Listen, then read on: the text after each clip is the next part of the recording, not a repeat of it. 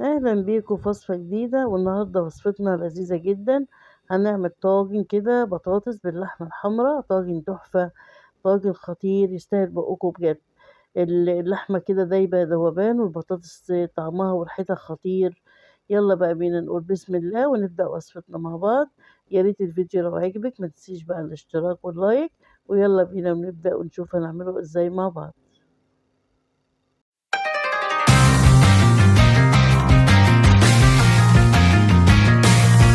اول حاجه هعملها احط حله على النار فيها معلقتين كبار من السمنه، وبعد كده انزل باللحمه بعد ما غسلتها كويس قوي. هشوحها كده في السمنه لغايه ما اللون بتاعها يبتدي يغير. شايفين اللون بتاعها ابتدى يغير ازاي؟ في الحاله دي بقى عندي بصلتين كنت مقطعاهم جوانح بالشكل ده، هنزل بيهم وابتدي برضو اشوحهم كده مع اللحمه. انا مش محتاجه البصل يغير لونه، بس انا محتاجاه يدبل بس كده. زي ما انتوا شايفين كده، مجرد ما يدبل هبتدي بقى عندي كوبايتين كبار من المية هنزل بيهم على اللحمة والبصل، واسيبهم كده يدوا غلوتين مع بعض.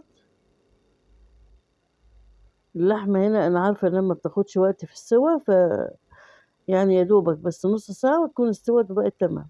هحط بقى كده معلقتين من الصلصة، احنا شايفين المية هنا بدأت تتشرب، فانا هحط معلقتين من الصلصة واقلب كده علشان يدي لون قبل ما احط صلصة الطماطم. هقلب الكلام ده كده مع بعض.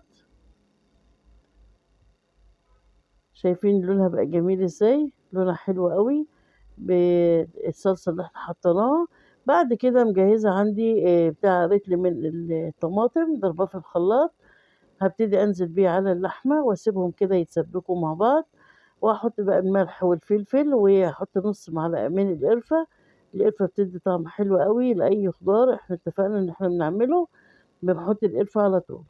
بعد ما حطيت التوابل ودقتها وتمام، هبتدي بقى عندي بقى هنا البطاطس مجهزاها مكعبات، مقطعاها كده مكعبات صغيرة. بس نقلب الأول اللحمة مع البصل مع التوابل، شايفين، واسيبها تغلي زي ما قلت لكم غلوتين مش أكتر. وبعد كده نجيب بقى البطاطس، شايفين مقطعاها مكعبات، هنزل بيها على اللحمة وأقلبها كده وأغطيها وأسيبها لغاية ما تبتدي تشرب من الدمع شوية، واقلبها بقى في الطاجن وادخلها الفرن تطلع بالشكل التحفة اللي انتوا شايفينه ده. اللحمة دايبة كده ذوبان، والبطاطس مستوية، والطاجن خطير خطير بجد. كده وصفتنا انتهت، اشوفكم بخير في وصفة جديدة. باي باي.